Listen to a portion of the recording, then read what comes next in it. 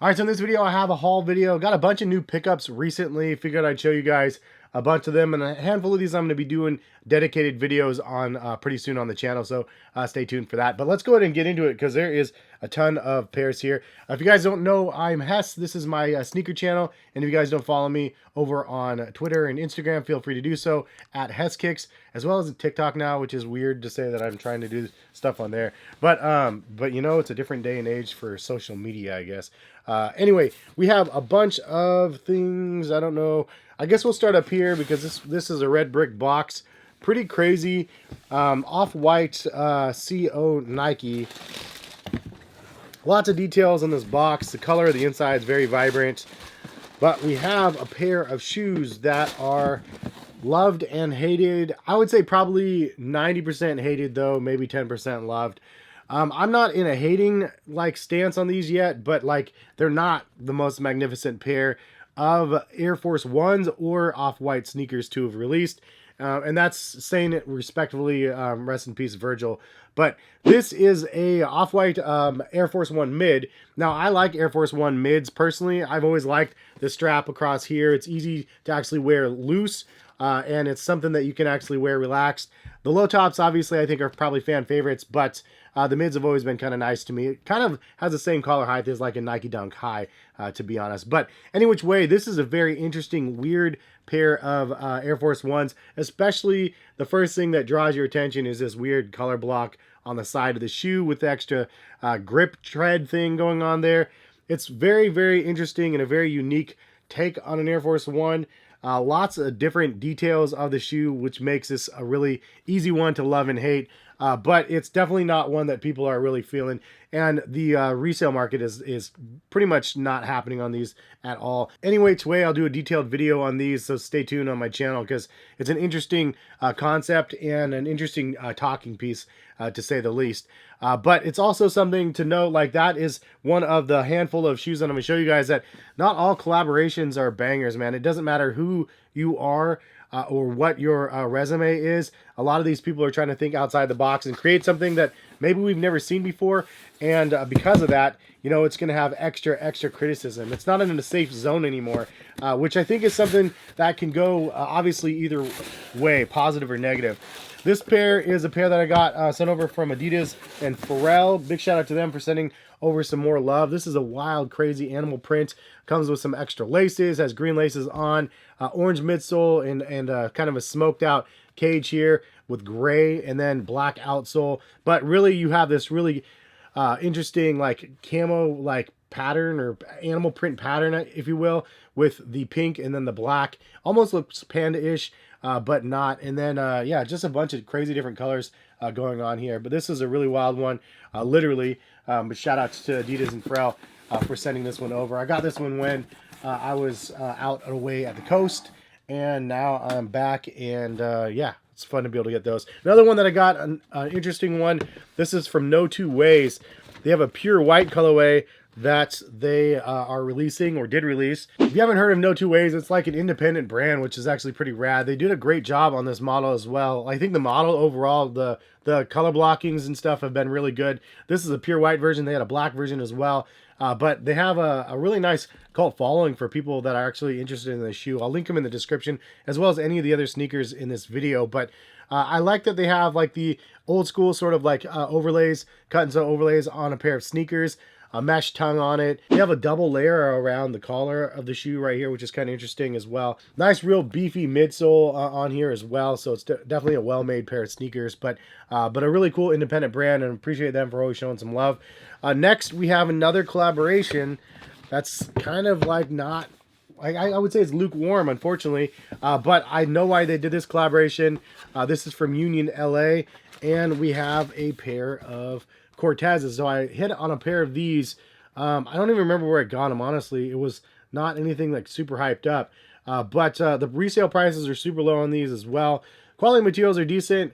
It's not anything super crazy amazing, but decent suede on here, and the colorway is pretty nice as well. I like this one. Cortez is the thing though. It's a hit or miss model, mostly a miss. Most people, it's not a generally accepted sneakerhead product for the most part. But I like the fact that Union LA stuck with it, went with it, and created something in that space, because it's very Union LA-ish, right? Like, obviously Cortez in LA is a pretty big deal, or has been, historically speaking. So, like, I don't know, I just like the fact that they're staying kind of true to their roots and creating something for their masses, and then turning some more eyes to the product. I'll have a detailed review on those again coming soon. And speaking of Cortez, Nike Be True, big shout out to Nike New York.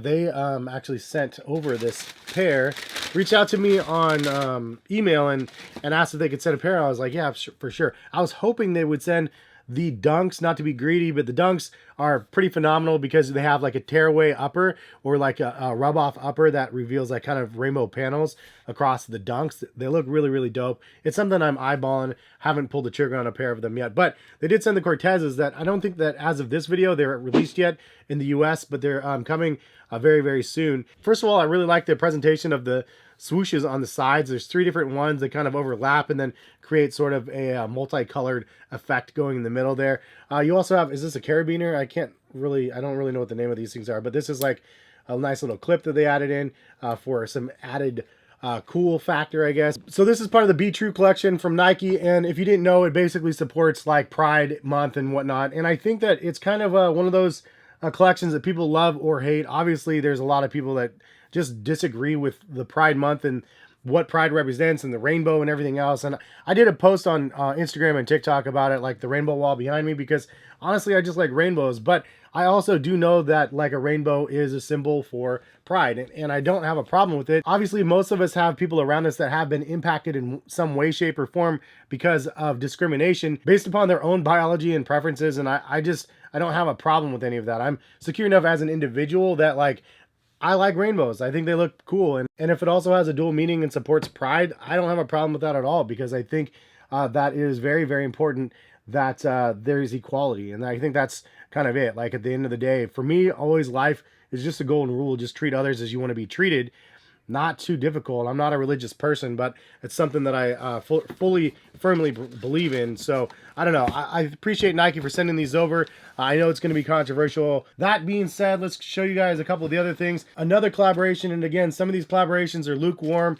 This is one actually I really like. I think that the execution was done pretty well. We have a pair of the Nike Shox Ride 2 with Supreme, and you can tell from the coils and the columns, Supreme is all around the Shox down here. And then it's just a classic white, gray, and red colorway. That's the very first colorway of the Shox that I remember, the R4s. It had silver, white, and red. Very, very similar to this. This is a Ride 2, which is a later model, but I like the fact that they're bringing back Shox. Kind of an irrelevant pair of sneakers in this day and age. But it was like definitely one of the game-changing sneakers that really got me interested in sneaker technologies back in the day. Obviously, it was very gimmicky at the same time, but it was really cool to see that Nike was innovating. It took them like a decade or something like that to actually create what they did create. And then it lasted for quite a while, but eventually the Nike Shox faded away. That being said, though, this is a really dope colorway and a nice collaboration, in my opinion, from Supreme. They had 4 different colorways. This is the one that I got and the one that I really wanted. So I was happy that I was able to check out. I haven't been able to check out on Supreme in months. So the fact that I was able to check out, I went through, I think, PayPal this time instead of Apple Pay. Apple Pay used to be clutch for me, but it just fails every time now for some reason. But I plan on doing a detailed review of these because I think there's a lot more to talk about with the Nike Shox in general. So it's something that I'm interested in covering. So stay tuned to the channel. Then we have a couple more, 4 more pairs here. We have a pair, I'm trying to make room over here. We have a pair of Zions, and this is not one that I anticipated getting until I saw this colorway. So obviously, some of us may have saw that Nike and Zion had a second model coming out, and I saw pictures of them, and I was like, they look kind of cool.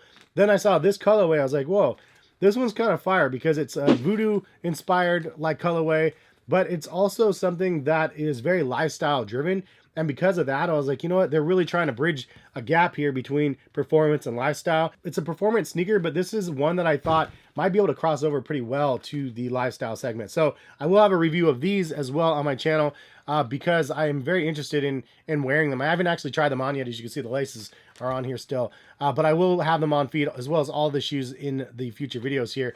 This is kind of interesting, though. You see that has a little button on the back. Very Coraline-ish. but also really cool. I also like that they have like kind of like a pony hair or something down the tongue of the shoe, and just the Frankenstein stitching all over the place.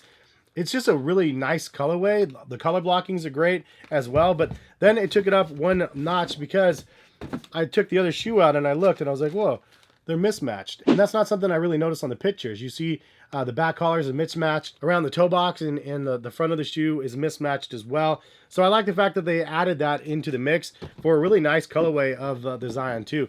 And I'm hoping Zion does some work this next year. It sounds like he's maxing out his contract. We're finally going to see him in action. For card collectors like myself out there, you know, obviously Zion was the biggest thing out there. So people are just hoping that he can fulfill some of the like hype that was behind his name. I actually have a card ripping channel now. I'll link it in the description as well. I've been ripping for like, I don't know, a handful of months now over on my other channel. It's been a ton of fun. Pulled some fun cards over there. But anyway, this is another pair. Got one and got two pairs of these. These are ISPA joints right here, known as the ISPA Link. ISPA stands for Improvise, Scavenge, Protect, and Adapt. And I like conceptually what Nike is trying to do there. It kind of reminds me of the Nike Alpha project from back in the day, where it's just like bringing innovative stuff to the forefront, stuff that might not be fully fleshed out, stuff that is just, again, innovative and bringing something different to the market. And that's definitely what they were doing with these. I got these because I was very interested in looking at the shoe and seeing what they were in person, trying them out, seeing how they were overall. And I will have a review on these as well. It's a very, very aggressive shoe, but one that I was very interested in. Also, here is the second colorway. So I actually ended up with both colorways. I thought they were going to sell out. Honestly, I didn't think they were going to sit, but there's still available if you guys are interested in buying a pair. I got both of them. I'm going to return one of them. I'll probably return this one with the kind of the red clay bottoms because I think that the black one is a little bit more wearable. But both colorways I think actually look pretty good. I do think that it is a weird shoe though, and the review will be really telling, I guess, of this shoe, because it's not, I'm still on the fence if I like it or not. There's definitely aspects I really like, but there's definitely some aspects I don't like about the model. That being said, ISPA Link, definitely look forward to that video. So check back on the channel, because it's an expensive, like $220 shoe. Not everybody's going to want to put $220 up for like a weird pair of sneakers like these. And last but not least, if you guys didn't see, I did a Nike outlet video. I think I'll have it up before this video. But I wanted to show you guys again. This is a Space Hippie 04, which is like the this is trash sort of thing, with the recycled upper and the regrinded midsole and everything else. These, I believe, were $150 at retail. I got them for $35 at the outlet. Pretty crazy, man. Really a fun looking shoe. Honestly, 100% not the most comfortable on feet. But for 35 bucks, I was like, you know what? I'll give them a try, because I've tried the 01s in the past. Haven't tried the 4s. I don't remember. This is the one that does not have ZoomX in the midsole. Some of the other ones did. I think the 01 did, and one of the other ones. But yeah, interesting. Anyway, it's way $35 at the outlet. I was like, okay, let's go. I ended up buying them, and they're new, so even better. But hopefully you guys appreciate the video, like the video. Got a lot of individual videos that are going to be coming to you guys, but I just wanted to show you guys kind of all the stuff that I got this week so far. And, you know, I've been sick with COVID for the last week. It's been brutal. I ended up getting it from going on like a little family vacation. I went to the Philippines, no problem. Come back, go on a little family vacation with my wife and her family, and I come home sick, man. It was a bummer, but it's been getting better.